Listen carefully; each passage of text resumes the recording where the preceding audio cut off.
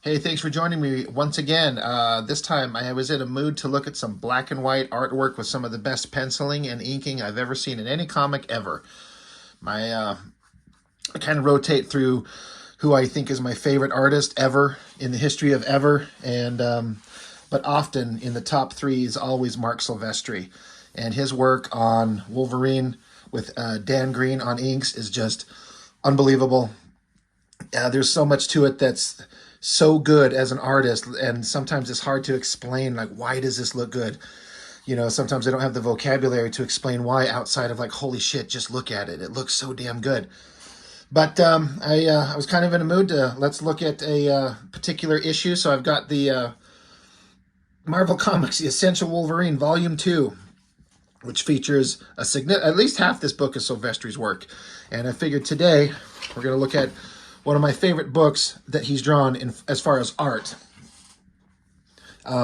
This cover, I have the book, but I haven't dug it out. I'm not exactly sure where it's at right at the moment, but the cover, even in color, is just some kind of like flat two tones. Looks amazing.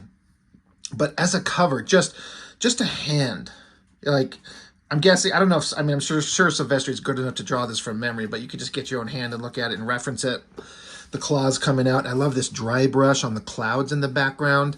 And then this, it's like a graveyard. So these like stone structures are just kind of faded out in the background there. This thick, chunky inking line.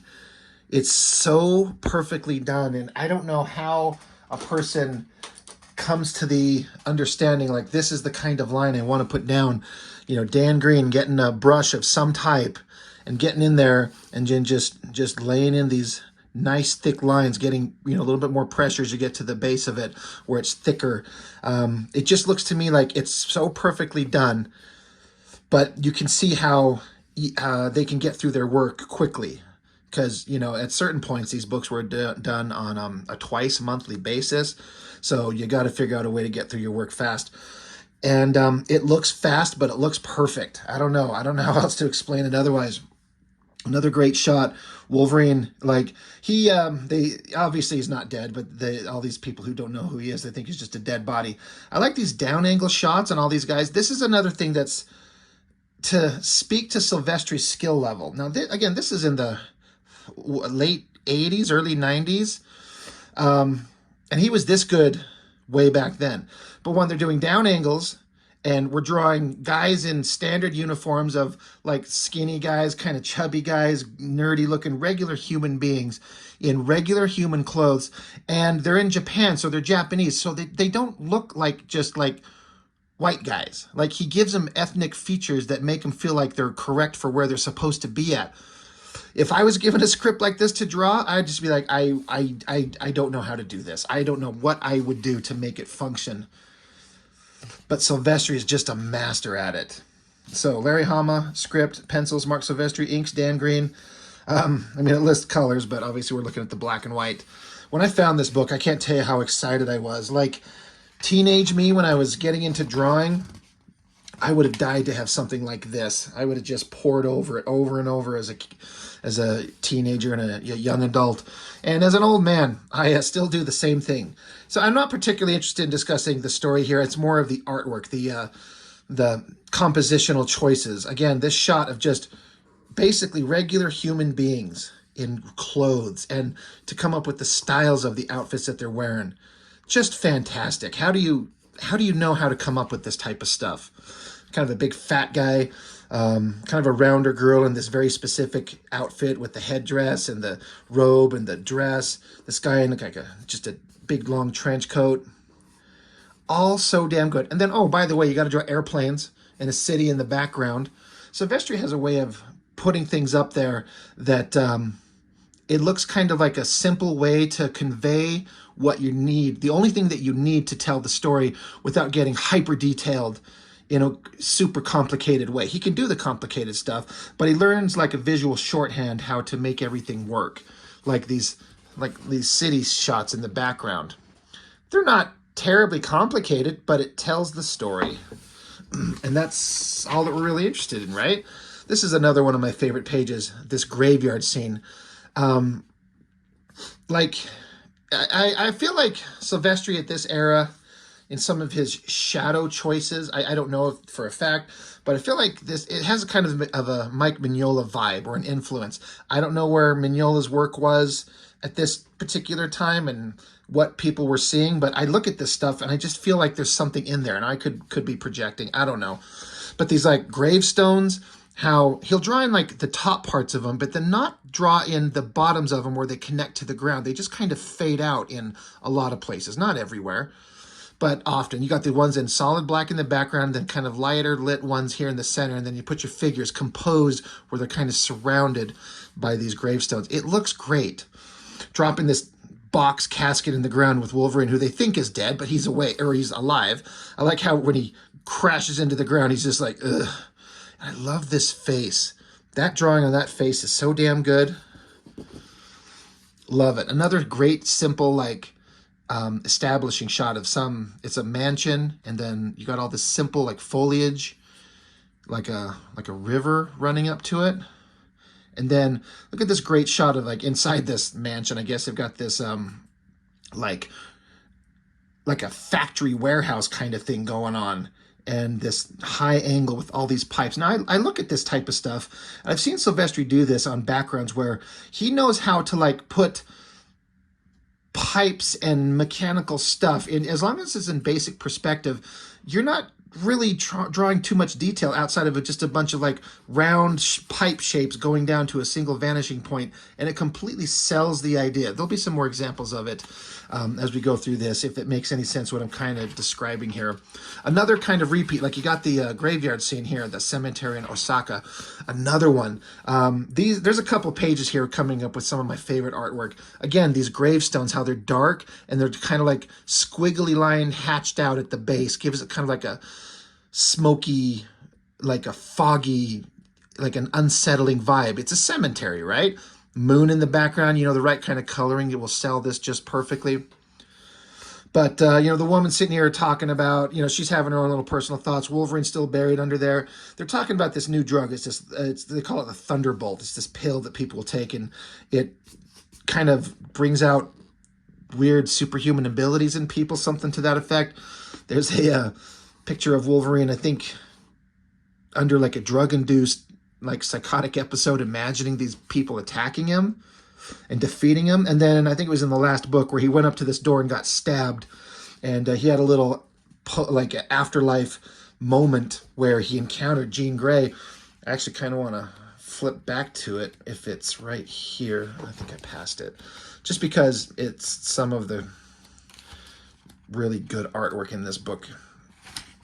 Yeah, where this is this scene we were looking at here. Wolverine's flashing back to this scene where he creeps up to this door. I love this drawing. His face, his neck, and then the lighting on this shot right here. That's so fucking good. And there's this badass Yakuza guy stabs the sword through the door right into Wolverine, so he busts through. I love this busting through the door scene and this heavily shadowed shot right there.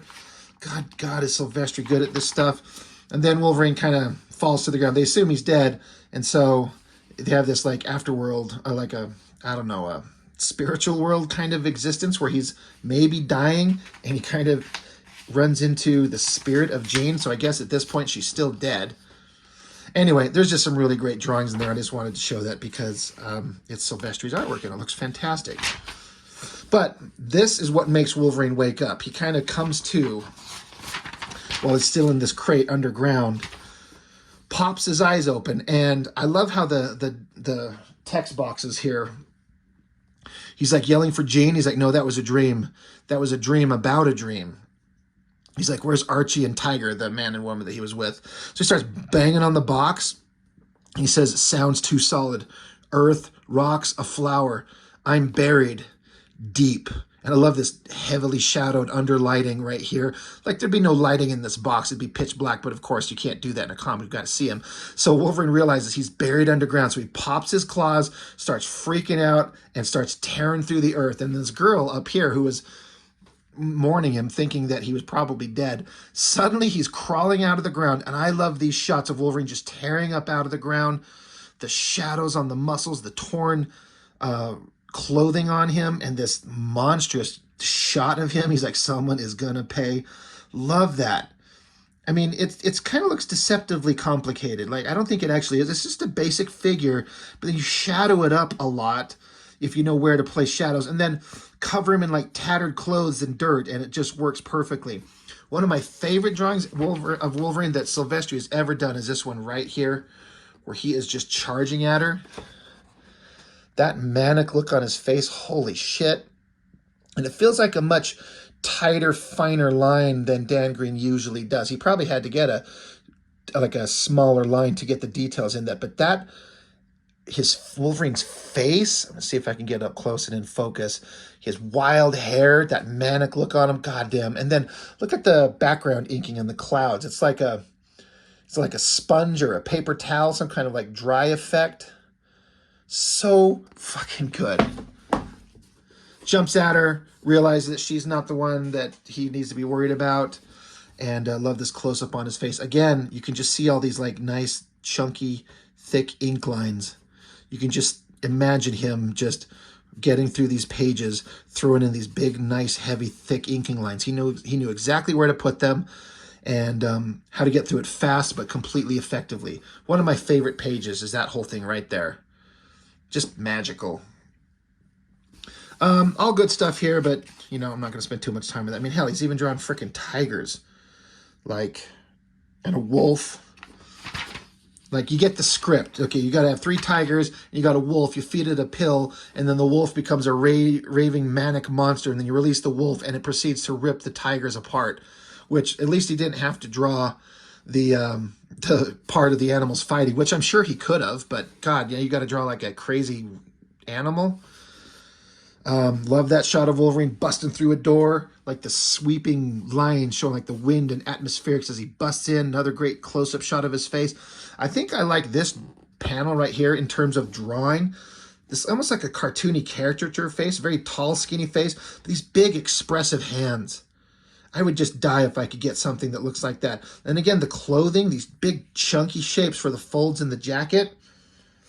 God damn, is it good. And then these weird kind of like lines surrounding him in the background here to give the kind of emphasize the look of shock and surprise. They're like, you're dead, we're buried you. He's like, well, guess what?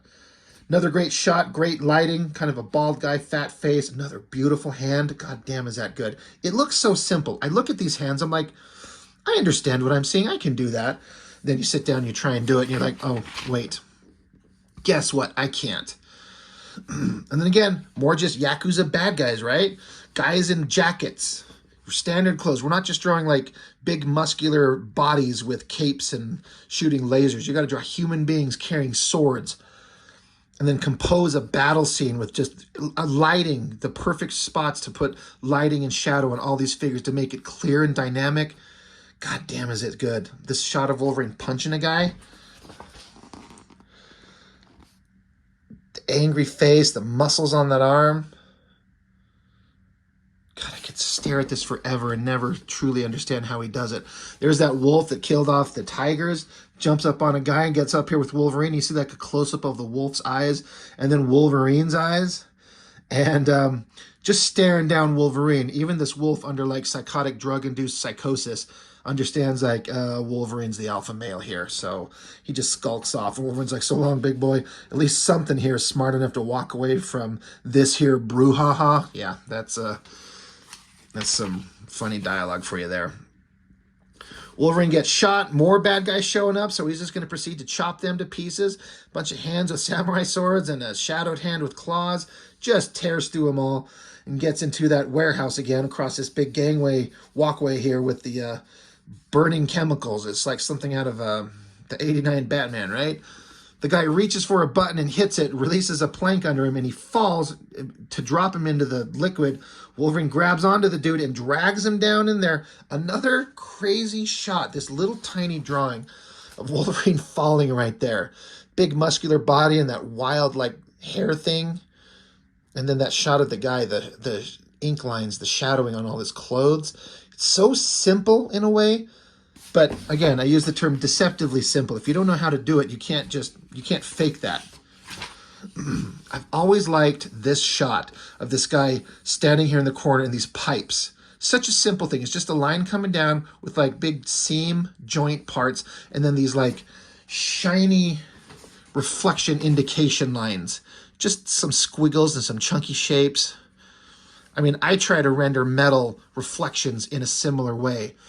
And it works, you know, in a way. I'm not saying I come even a fraction close to this, but that it kind of reads as like shiny metal. So Wolverine dropped into this big container, uses his claws to shred it open, dumps out another great shot. The guy he dragged in there with him is dead. So awesome. And then look at this shot. Another like just a bunch of pipes in the background, some mood smoke, and then a couple of squiggly lines to indicate the wet floor. It conveys everything you need to know, but it's not that complicated. Great shot of the guy gonna ride the thunderbolt, you know, takes it, and then this energy pouring out of like his head to show that it's affecting him. Wolverine's got his claws out, charge. Even the sword is charged up. I don't know if that's just a metaphorical visual thing or it's actually charged up with some kind of energy. I love the composition of this shot with Wolverine's hand, claws, and then his leg right here. So great. They come at each other, single pages, they swipe at each other. Even if the guy connected with Wolverine, it doesn't matter because Wolverine's a mutant that can heal, so it doesn't matter. Drops the guy to the ground, cut him at his legs. Love that shot of Wolverine skulking away. Both of them here. Another great hand where I can just see him like using his hand as reference. Then he proceeds to go find the other main bad guy, the big fat guy with the tattoo spider on his head, but he's already stabbed and dead. And he's like, well, that other girl took care of it. And basically the end of this battle that's going on in here. And that wraps up the book. You know, Wolverine's having a little conversation with the guy and the girl. This is a tiger, like a crime warlord or whatever you want to call it from Madripoor. I don't even know if that character's still in the comics anywhere. But she was a big part of Wolverine's life for a long time. Great shot. Simple car, girl standing there in a coat, the planes flying away, and just these like energetic lines to indicate movement and motion and light in the distance, clouds. So great. So well done. Got another great issue. I'm not going to get into it now. I'm going to save it for later. But this Devil in the Dark, where Wolverine has to get caught up in this fight with some kind of like werewolf creature up in the mountains. I mean, he's up here like hunting in the mountains. He's totally naked, stabbing fish in the river. Anyway, just a quick, simple one. I will never get enough and never understand enough of how Marc Silvestri did what he did. And I've said this a lot. I'm sure there's nothing in existence of being able to see photocopies of Marc Silvestri's old work before they got inked. I would just love to know, what did this look like in pencil form before Dan Green inked it? Because you could see penciled pages of the way Silvestri works today, because there's plenty of time and ability to scan stuff at home. But back in the day when you're producing these comics at a rapid fire pace, you draw it, you hand it off, get it inked, get it done, on to the next job. So will always be something that I wish I could have seen, is what does this look like when Silvestri penciled it? I kind of feel the same thing about Travis Charest. He's another guy who's very fine line work on Wildcats. When Richard Friend was inking him, it's such a clean, precise artwork. I'm like, oh God, it would be so neat to be able to see what that looked like first. But there's just, some people didn't, I guess, think that who would give a shit. So why are we going to stop and waste our time taking pictures of the artwork when we got to move on? So anyway, just a quick video going over some black and white Silvestri artwork. Silvestri and Dan Green. I want to make sure I shout that out, because Silvestri looks great no matter what, no matter who's inking him, but Silvestri looks best when Dan Green, which also, rest in peace, Dan Green, he died, I don't know, it was what, 6-7 months ago, something to that effect, which really sucks. I was hoping that, I always wanted the Cartoonist Kayfabe guys to get an interview with him and talk to him about his techniques and stuff like that, because they're a big fan of him, and you know, they got that channel. I'm sure they would have loved to have talked to him if that option would have even presented itself. But it kind of sucks. I would have loved to see an interview on that guy and kind of hear what he had to say about how he does what he does. Great inker. Sad that he passed, but Silvestri inked by Dan Green is just primo stuff, and I can never hype it up enough. So that's everything. That's all I've got for now. So thank you for watching. I appreciate it as always, and see you on the next one.